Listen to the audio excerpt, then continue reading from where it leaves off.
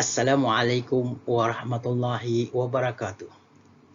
Ini kita akan bincangkan topik baru iaitu berkaitan tentang hukum dan peraturan syar'i dalam pengurusan Islam. Yang sepatutnya hukum dan peraturan syar'i ini biasanya kita dengar dalam hukum fiqh. Tetapi kita boleh manfaatkan hukum dan peraturan syar'i ini kalau kita kaitkan dengan pengurusan Islam itu sendiri. Okey. Dalam kita bincangkan tentang hukum dan peraturan syar'i ini, kita bincangkan 5 perkara penting. Okey, kita bincangkan 5 perkara penting, iaitu wajib, sunnah, harus, makruh dan juga haram. Boleh kita artikan sebagai nilai aksiologi, okey, ataupun kita boleh katakan sebagai ilmu melihat satu nilai itu sendiri. Aksiologi itu bercakap tentang ilmu nilai itu sendiri. Okey, nilai yang kita maksudkan di sini ialah ada 5 perkara, iaitu wajib, sunnah, harus, makruh dan juga haram.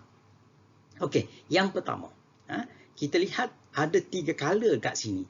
Yang kalau perintah buat iaitu warna hijau, yang di sebelah kanan. Okey, yang di sebelah tengah pula iaitu tiada perintah, warna kuning, macam lampu jalan lah. Okey. Kemudian yang warna merah iaitu perintah tinggal, iaitu dilarang kita untuk buat satu benda yang telah diperintahkan oleh Allah SWT untuk kita tinggalkan. Okey, baik kita bincang satu persatu untuk memahami persoalan ini. Okey, pertama perintah buat, iaitu wajib. Apa yang dikatakan wajib itu? Iaitu perintah Allah Ta'ala kepada sekalian mukallaf. Okey, apa yang dimaksudkan dengan sekalian mukallaf itu sendiri? Iaitu kepada manusia yang berakal. Dia tidak gila, dia tidak bodoh, apa yang dikatakan yang tidak mempunyai akal yang sihat, yang sejenis dengannya, supaya melakukan satu secara keseluruhan. Diperintah untuk melakukan hal tersebut. Yang jazam, yang pasti, yang putus, dan diberikan pahala. Diberikan pahala jika kita melakukannya, dan mereka yang meninggalkannya pula berdosa. Okey, iaitu dikatakan perintah yang wajib. Apa contoh perintah yang wajib ini? Seperti solat. Ya, Allah Subhanahu Wa Taala perintahkan kita mengerjakan solat yang wajib seperti solat Isya, kemudian apa lagi subuh, zuhur, asar dan juga maghrib. Maka ia merupakan hal yang wajib dilakukan kerana perintah Allah Subhanahu Wa Taala di dalam Al-Quran yang mengatakan bahawa dirikanlah solat, aqimus solah. Okey, dan juga hal yang dikatakan puasa. Sekarang kalau kita melihat dalam kondisi sekarang ini kita berpuasa, maka perintah Allah Subhanahu Wa Taala kepada yang mukallaf untuk berpuasa, yang mana puasa itu puasa wajib, dan seterusnya iaitu zakat maupun haji itu sendiri. Nah, ini yang dikatakan beberapa perkara yang wajib kita laksanakan. Nah, inilah yang dikatakan sebagai hal-hal yang memang pasti Allah minta kepada kita untuk melakukan hal tersebut, iaitu dikatakan sebagai perintah yang buat, iaitu perintah yang harus kita lakukan. Harus ini maksudnya iaitu wajib kita lakukan untuk melakukan hal tersebut. Yang kedua iaitu sunnah. Biasa kita kaitkan dengan sunnah ini iaitu perbuatan Rasulullah SAW, ataupun kata-kata Rasulullah SAW, ataupun ikrar Rasulullah SAW. Maka ia dikaitkan dengan sunnah Nabi SAW. Dan sunnah ini juga dikatakan perintah buat. Maknanya sama dengan wajib. Tapi apa yang membezakan? Ini yang membezakan. Okey.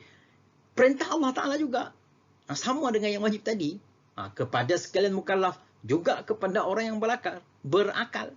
Ataupun yang pintar, yang mempunyai daya akal yang bagus. Tetapi kalau orang yang gila, dia tidak wajib ataupun tidak sunnah melakukan hal tersebut, yang mukallaf. Tetapi dengan secara tidak jazam, ini yang membezakan. Yang wajib tadi, yang jazam, yang putus. Tetapi yang sunnah ini dikatakan tidak jazam, tidak secara putus. Dengan makna jika kita melakukan hal tersebut, maka kita dapat pahala. Tapi yang membezakan iaitu apa? Kalau kita meninggalkan perbuatan wajib tadi, kita dapat dosa. Yang ini kalau kita tinggalkan, dia tidak berdosa. Karena ia hanyalah dikatakan sunnah Nabi SAW. Tapi perlu diingat, sunnah ini yang mana Rasulullah SAW minta kita buat. Karena dia mempunyai yang dikatakan kesungguhan dari segi maknawi dia. Bukan sahaja dapat perintah Nabi SAW kita buat, maka kita buat. Tidak. Dia ada hikmah di sebaliknya. Contohnya bersiwak. Laula an asyukka li ummati li amartuhu bisiwak inda kulli salah. Jika sekiranya aku memberatkan umatku, maka akan pasti aku minta setiap orang kita ni bersiwak setiap kali solat. Tapi ia hanyalah dikatakan sunat muakkad. Ataupun sunnah yang lain seperti sekalian solat-solat sunat yang ada. Solat sunat duha, solat malam yang kita lakukan sekarang ini, maka ia dikatakan sebagai perintah Allah Subhanahu Wa Taala, tetapi tidaklah dikatakan jazam ataupun tidaklah perintahkan sebagai skala kepada wajib. Okey, itu yang kedua. Yang hijau kita sudah selesai. Ini kita bicarakan tentang perintah yang Allah minta kepada kita. Yang seterusnya iaitu yang dikatakan sebagai perintah yang ketiga. Yang disebut sebagai hukum ataupun peraturan yang ketiga, iaitu harus. Harus ini ada kaitannya dengan apa yang disebut sebagai hukum yang fitrah, semula jadi, nature, yang manusia buat. Karena apa? Manusia kalau tidak buat benda ni, maka dia tidak mampu untuk melakukan hal tersebut. Contohnya kalau kita bercakap tentang kalau kita lapar, maka keharusan kita untuk makan. Kalau kita haus, kita tak nak minum, maka kita mungkin akan mati karena kita tidak minum. Karena itu adalah fitrah semula jadi manusia. Maka dalam hal ini, dalam konteks hukum ini, maka dia tidak disebut sebagai tidak ada perintah daripada Allah Subhanahu Wa Taala. Tidak ada perintah buat dan tidak ada perintah tinggalkan. Dan buat tidak dapat pahala dan tidak buat pun tidak dapat dosa. Mana katanya dia hanyalah bersifat umum semata-mata, fitrah semata-mata. Karena kalau lapar kita kena makan, kalau haus kita kena minum, kalau mengantuk kita harus tidur. Itu merupakan fitrah semula jadi manusia. Dan sekiranya kita lapar, contohnya kita dalam keadaan dalam hutan, kita tidak ada makanan lain lagi, maka perintah makan itu memang jadi wajib. Kalau tidak, kita akan mati. Kalau kita ingat lagi di perbincangan sebelum ini, maka syariah melibatkan nyawa, maka makan itu jadi wajib. Makan apa saja, tak kisahkah ia haram ataupun yang halal. Perlu diingat, karena dalam keadaan darurat. Jangan salah faham. Dalam keadaan darurat, maka hal-hal yang bersifat haram pun boleh kita makan, tapi sekadar hanya untuk menyambung nyawa saja. Itu yang membezakan yang dikatakan yang darurat dengan yang sifatnya harus saja. Okey, kita berubah pula yang warna merah. Okey, skala yang merah yang agak ringan sedikit, iaitu yang disebut sebagai makruh. Apa yang dikatakan sebagai makruh ini? Ia dikatakan lawan kepada yang warna hijau tadi. Iaitu kalau yang hijau tadi kita cakap pasal perintah buat, tetapi yang merah ini perintah tinggalkan. Yang mana perintah tinggalkan ini adalah perintah daripada Allah Ta'ala kepada sekalian manusia yang mukallaf, yang berakal, supaya meninggalkan sesuatu tegahan itu dan tegahan itu secara tidak putus. Meninggalkan perkara yang dilarang oleh Allah Subhanahu Wa Taala, maksudnya di sini. Dan tegahan itu secara tidak putus. Tapi ingat, tegahan yang itu tidak dikatakan yang tidak putus. Maksudnya dia ditegah, tapi sebenarnya tidaklah dikatakan yang jazam itu tadi, yang perlu kena buat. Tidak. Dia tidak putus. Dia tidak qat'i. Dengan makna dapat pahala kalau kita tinggalkan. Maknanya kalau kita tinggalkan perbuatan tersebut, maka kita tidak dikatakan kita dapat yang disebut sebagai pahala. Ini kita kena faham. Kita nanti confuse pula nanti. Dan tak berdosa pula kalau kita buat. Maknanya kalau kita lakukan juga perbuatan tersebut, walaupun perintah datangnya daripada Allah Subhanahu Wa Taala, kita tidak berdosa untuk melakukan hal tersebut. Seperti apa? cerai. Okey? Hal yang diperintahkan oleh Allah Subhanahu Wa Taala dikatakan hal yang tidak disukai oleh Allah Subhanahu Wa Taala. Perbuatan apa? Perbuatan cerai itu sendiri. Cabut uban. Dan banyak lagi perbuatan-perbuatan yang makruh. Contohnya makan makanan yang berbau busuk. Contohnya bawang putih. Ataupun makan durian. Ingat kalau kita makan durian, dia akan busuk. Bila kita sendawa, bila kita solat berjamaah di masjid contohnya.